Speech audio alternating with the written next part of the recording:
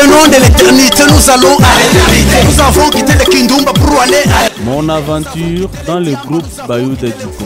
Nous avons quitté le Mouyibé pour aller... Alors à Chikapa, j'ai été aussi intéressé par Ala Massassi, et lui qui m'a proposé maintenant, parce que lui avait chanté avec mon grand frère à Chikapa bien sûr, dans l'orchestre de Bima Shabimsoum. Les gens qui étaient à Chikapa connaissent ces grands trafiquants, et puis il avait son orchestre dont il a chanté là avec mon grand frère qui est devenu pasteur Chioyo, il s'appelait Sexinto. Alors il a trouvé que c'était le talent de la famille.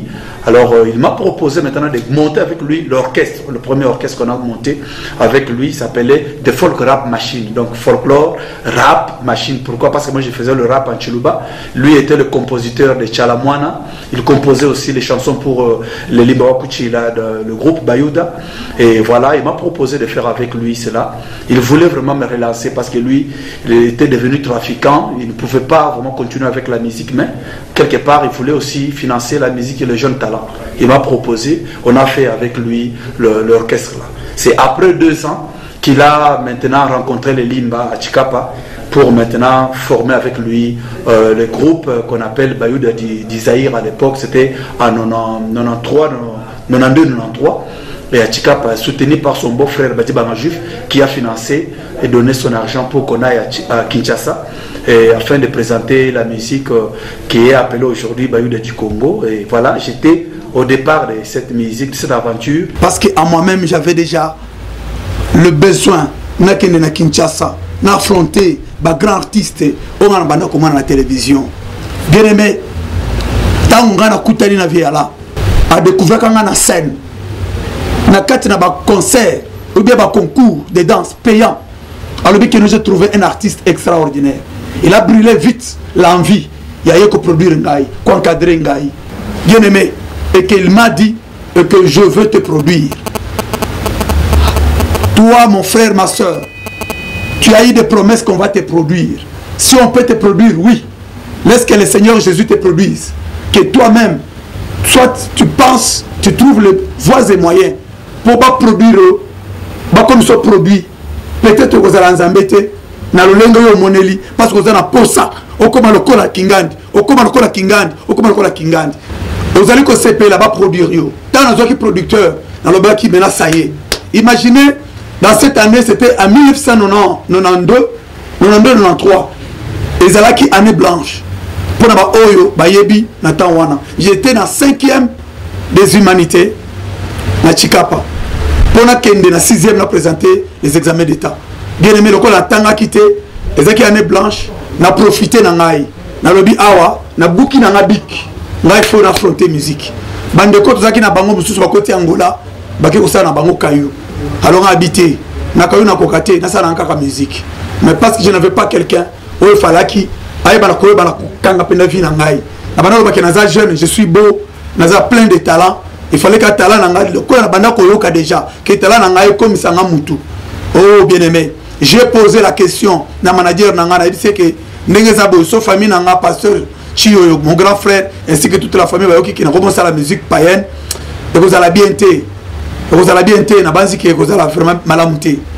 Wana grand frère nangai, Tumba Benjamin, wazaki docteur na Kele, na Chikapa Kele bien sûr, tant que qu'il Kambouana ebik, abandé ko encourager ngai, mais tant on comprendre que na comme ko décision, il y a ça la musique de manière professionnelle. Mais quelqu'un qui résister parce que la musique ndenge zawana tant que vous avez na mozindo ils ont aussi mabakisi ils ont makamwa ebele pour avoir pouvoir il y a que séduire peut quoi tirer ainsi que on va payer on s'imposer na monde ya banka na bazita na so balangage wana batum so bazo se retrouver mais pour quelques-uns vous pouvez comprendre que chaque monde a ses langages. Quand j'étais fumeur dans un langage il y a banwalaire tant on azalaki ko sala makamna bandumba. Tout ça qui n'a pas langage. Et quand je suis devenu chrétien, il y a toujours un langage paternel pour les choses du Père. Comme l'Esprit nous dit Abba, Abba Père. Il y a toujours un langage maternel pour les choses du monde. Bien aimé, c'est ça qu'on dit ça au boy. Et que, tant on a dit que nous avons un instrument, nous avons une composition. C'est un grand compositeur. Alors, Pessi Banzembo. Nous avons dit que, est-ce que, nous avons la musique en Zambie. Il y a beaucoup de temps que c'est sincère. Habib musique en Zambé petit existe à rater. Pourquoi? Les amis série wana bakabo ngombaya ba violanga Patrice Mousoko ba papa Mente moi ba artiste Mike bazaki nanu et puis pauvreté bazalaki na yango ils ont représenté le comme que tant on sait la musique chrétienne comme jamais moutou. Je bénis Dieu parce que Dieu est fidèle pour tous ceux qui le suivent par la foi et que Nzambe va changer d'identité na bango. Mais je ne parle pas ici par rapport à Kosala Msala, il y a musique bien Kosala Nzambe côté pour avoir seulement les biens matériels parce que c'est la corruption katina yango.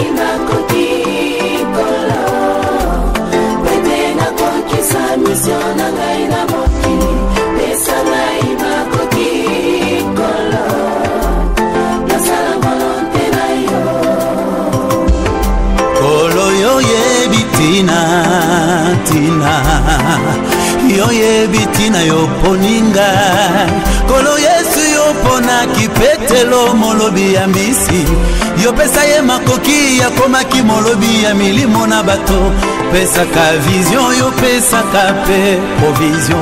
L'évangile est gratuit mais l'évangélisation kosenga mbongo atako satana kobundisa mission yo pesanga. Mais avec toi nous ferons des exploits. Salela ngai promotion ya message yo pesanga. Banzembo esime mitemango ya bato.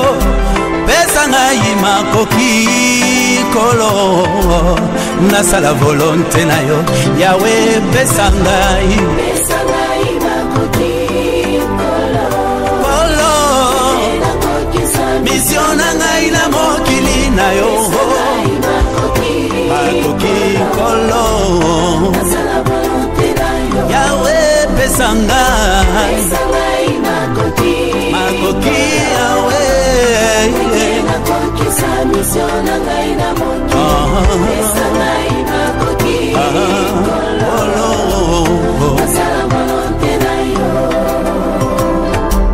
Yolobaki tata sur mon côté Kokina koko melangai Oyeleki ngai na makasi. Mais avec la tentation Yoko pesa ngai makoki Pona surmonter yango. Celui qui persévérera jusqu'à la fin sera sauvé. Lokole Jacob na kotika yotiki no kopambola ngai. Soldat mokote akendaka bitumba na moyen na ye moko po asala volonté ya mokonzi na ye. Yahweh pesa ngai makoki kolo pesa ngai mokonzi Yesu nasengi yo makoki makoki Yahweh na ngai na mokili na yo makoki kolo Yolobaki.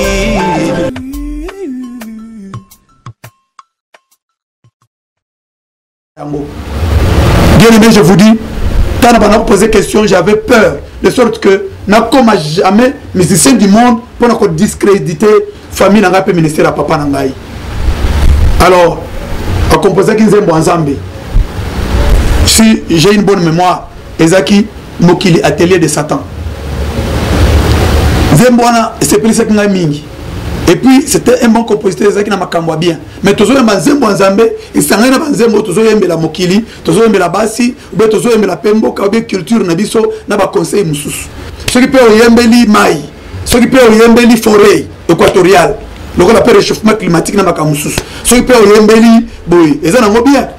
Mais nous avons dit que Yembela, Ata Yembeli Nini, Ata Yembeli Nini. Mais ce qui est important, la Bible dit, celui qui a l'amour du monde, en lui, n'est pas digne de Dieu. C'est-à-dire, Dieu est en l'inimitié avec ceux qui aiment le monde. Il dit, n'aime point le monde, les choses qui se trouvent dans le monde. C'est la convoitise des yeux, c'est la convoitise de la chair, c'est l'orgueil de la vie et toutes ces choses qui s'en suivent. Bien aimé, mélange parce que nous avons une connaissance qui avancé, il y a séparer du bien et du mal, ce qui est précieux et ce qui est vil, ce qui est faux et ce qui est vrai. Je ne savais pas. Or, pour trouver ces choses, c'est toujours dans la parole de Dieu, dans la Bible. Et bien aimé, quand on a dit Maki, tu as le groupe qu'on appelle Folk Rap Machine Luba. Nous te monter en haut, tu as dit qu'on répétait, qu'on recrutait des musiciens, et quelques temps après, tu as croisé dans les Limba Okuchila que je cite ici. Je le salue là où il est, ainsi que Kla Mobiba, il y a Onyo Souzaraka Bango autrefois. Parce que c'est dans le cadre de l'histoire. Bien aimé, si je chercherais, il y a qu'on modifie l'histoire, peut-être je serais condamnable. Parce que Nazam Moutou n'avait pas Katina Batou. Et je l'ai dit ceci, c'est pour ne pas condamner personne, mais pour parler de ce que moi j'avais vécu et ce que j'avais fait de bien ou soit de mal. Mais les conséquences de ce, le pourquoi, on a le micro pour témoigner pour Nabino, c'est pour vous dire que j'étais mort. Et je suis allé dans le monde des morts, condamné. Et j'ai expérimenté ce qu'on appelle la résurrection. Et si cela n'est pas vrai, comment est-ce que j'ai quitté la musique du monde pour devenir aujourd'hui un serviteur de Dieu ou chanteur chrétien? Pourquoi? Et qui m'avait prêché? C'est là la chose commence. Et regardez même mon ministère, comparé dans la musique, au Nyonso, il y a des chanteurs kassaïens en particulier, et puis des musiciens congolais. Nani oyo Zamba Bengaki pour apprendre la musique na chiluba na culture peut-être dans sala. Des fois je suis humilié dans une église, je suis rejeté, pas compris voire même de sorte que dans la musique là ça mokili. Oh musique ça, mais des fois les gens ne comprennent pas parce que ils ont été vraiment sur une fausse piste de la connaissance des choses de Dieu. Mais pour toi qui me suis nazolo baboy, tant que kutana to sala ka idée et où tu as un manager. Bref, nous sommes tous d'Isaïr pour nous connaître le plan national. Pour tout la musique, il y a province, la culture. Et ça, on peut m'habiter. Parce que chaque peuple a une culture. Ceux qui ont besoin de péché, dans Apocalypse 5, quand on dit que tout genou fléchira et toute langue confessera, vous pouvez vous rendre compte que toute langue, c'est-à-dire que Ezra Chiluba, Lingala, Swahili, pour nous au Congo, des multilangues, vous pouvez comprendre. Mais Jésus-Christ, il est le sauveur de toute tribu, toute culture, toute civilisation. Et vous connaissez bien ce que la Bible dit. Parce que il y a des lingenda Mosa, il y a des Nyoka Mosa, il y a des lingenda Mela, Mangenda Banyoka Nyonso, ba tribu Nyonso, il y a beaucoup Nyonso. J'ai travaillé dans la Bokoko et je sais ce que je suis en train de parler. Et à partir de cela, pour relever notre culture, nous sommes retrouvés à Kinshasa en 1993. Et beaucoup de gens à Kinshasa, bien aimé, c'est là que pour une réalisation en rêve. Je vous épargne le reste. Nous avons comme une vie moussous. Vie moussous, on a comme à Kinshasa. Et comme c'est comme il y en a confronté autre environnement. Vous savez, quand la Bible dit, dans Psaume, chapitre 1er, heureux l'homme qui ne marche pas selon le conseil des méchants. Pour les chrétiens assudis, ils connaissent déjà la suite. Ouais, avant d'accater, ils ne s'arrêtent pas. N'a pas place à ma pécheur. N'a conseil na bango. Oh, tu as la raboité, on a la raboité, mais on a trouvé plaisir dans la loi de l'Éternel. Aza loko lanzete, oh l'ennemi pembeni na ebale, aza na misisera epene na mai. Ata changement à saison. Changement à saison. Et ça changement paye à vie.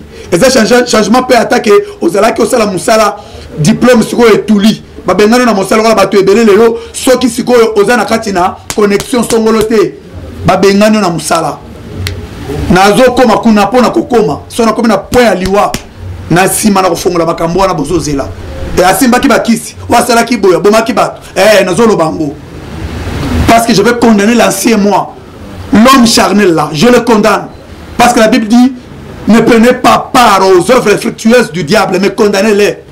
Ici, je ne condamne personne, mais je condamne moi ce que j'avais fait. Je ne savais pas que cela était mauvais. Mais j'étais poussé par l'envie, la convoitise, de devenir comme tel, comme tel, comme tel. Parce que le modèle n'a pas musique. Modèle n'a pas de oui, heureusement aujourd'hui, ma main sur la poitrine, comme un kamikaze du Seigneur Jésus-Christ, je dois imiter Jésus-Christ. Aujourd'hui, nous avons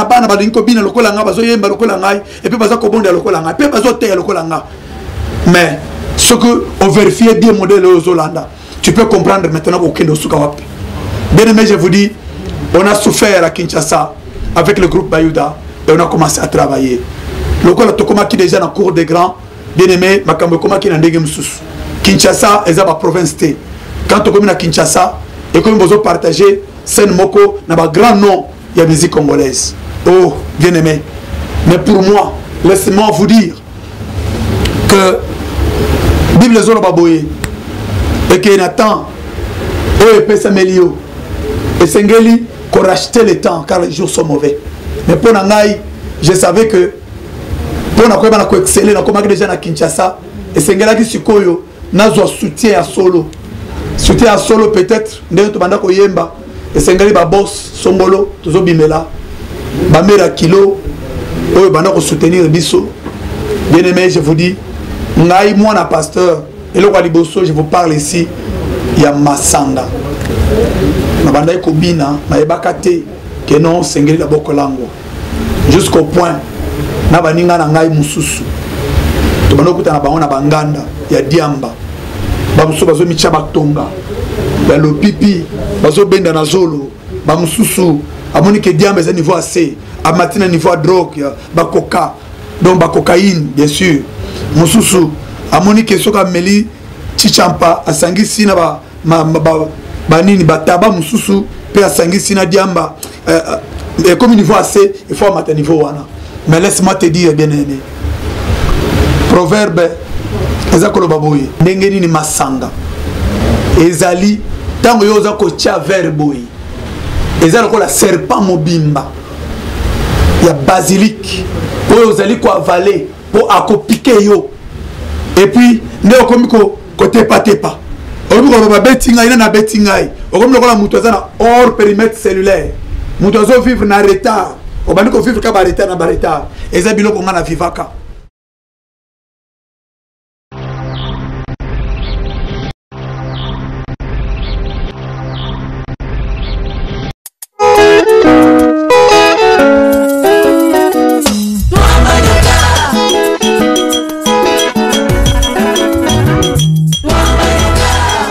Kanjo la mose nyoka wachamu cha mutako mchipela bafo mutangira bafo bolo debwa tangira yesu kukulu senu jino bandishibwa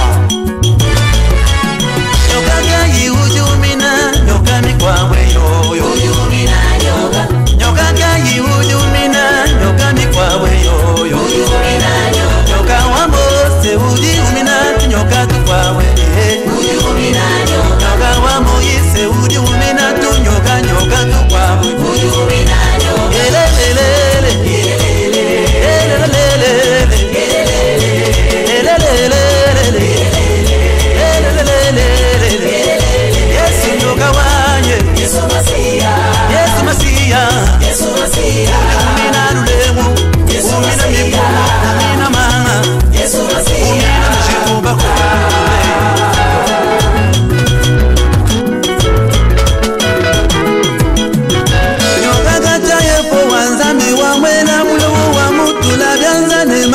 nyoka kushala ulamba panshi uja lukwishi kena mwabiba ganzu mwa kusomba bajiye umuna puku mbula mushiku mwikale kisombe dijenda uji ukwata mpuku mushipa uja ubwele mumushiku mbula mchisombe di bajiye umuna nyonye wibaga disomba mwikale mchisombe dijenda uji ukwata nyonye mushipa uja ubwele mchisombe mbula mchisombe di bajiye umuna chikele mumaye chipala mchisenza mwigale mchisombedi uji ukwata chikele ushipa uja ubwela mchisense mulo mchisombedi mushinuji satana bajiye umuna muntu tumikila nzambi wa misungu uji umulekisha mwana nzambi amulekele enze mumuntu mchisombedi yoga utu uchina kapye yoga utu uchina kapya vyaka Yesu Satana kena mwakumulena nasha Satana kena mwakumulena nasha Ujui bada satana mujina ya Yesu Satana unye magena Yesu Yoga gai ujumina Yoga mikwawe yo Yoga gai ujumina Yoga mikwawe yo Yoga wamose ujumina Yoga tukwawe lile Yoga wamba iwa kuchendelela Umina tukwawe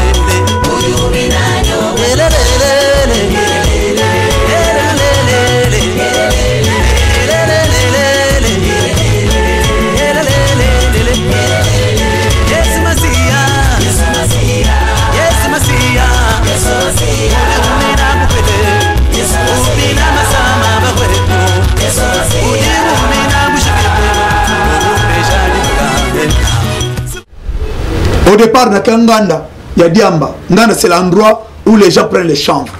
Peut-être pour les chanvres, ils ont ça, ils rêve, ils ont une boule, une détermination, ils ont une boule claire. Ils ont tout le temps sous yemba. Ils ont yemba la kolo yesu mais avant que nous bimana scène, ils ont que nous commis tout batonga, ils ont que ne peut ko benda molinga. Naza ko yebisa ondeko. Pour biloko wana parmi tant d'autres, tout le monde va musuba ça la ndenge wana. Oui, et cause en bien. Mais yeba, naza ko yebisa yo ngai muto yo azwa conséquences dans ma chair par rapport à biloko wana. Naza yebisa que j'ai palpé ce qu'on appelle la folie parce que naza ko yebisa que il y a toujours les conséquences. Mais tant que yo zo ko bela diamba, zo ko mi piquer, yeba que même ata moi sinduma za na maboko na yo, azalinde corbillard zo ko mi mort dans le séjour des morts. Parce que cette femme que tu vois belle, yo balate parce que kuna na koma kina niveau moko boye ndenge baninga bandoko sala lelo bato baza kota na ba lesbianisme bato baza kota na kati na homosexualité eza na ba avantage oui ba avantage bien sûr mais ce qu'on comprendre le plan que Dieu avait fait depuis l'éternité pour na yo eza na eloko moko ko wela te parce que osali musala mwa mingi parce que ko wela te Dieu avait tout prévu. C'est ce que j'ai compris maintenant de marcher dans ses pas. Bien aimé, laisse-moi avancer pour vous dire que Oyo comment qu'on encadrer qu'on arranger que ngai. La musique j'étais très courageux, apprécié. Je pense que l'extrait Oyo baza ko la biso awa beaucoup ko landa yango bozo mona ngo za premier concert to salaki na studio Mama Ngedi na Zakari Bababaswe que je salue honorable na bao nyonso baebi que par rapport à la musique il y a culture kassaïenne en général naza moko wa salaki mais je n'en tire pas profit comme Paul azakolo bake naza pe juif hein nazalaki moko ya ba secte ya ba pharisien nazalaki moko pe ya boy mais aujourd'hui ozalaki lokola intérêt pour ngai et comme lokola boue et comme lokola salité poto pour ngai da comme wela ka Kristo na comme wela na bina na mi buka na pour na Yesu bon na ndena bana ko bina et pour na honneur nyonso tu wana na tikaka yango parce que belé bakufi batiki honneur wana lokola nga pena dayaki na masumu nanga na ebité mutu nini lingaki sikoyo a continuer ko la place nanga yozo la mokili otoni sa wana ba poche na hote odie na on il part je te dis bien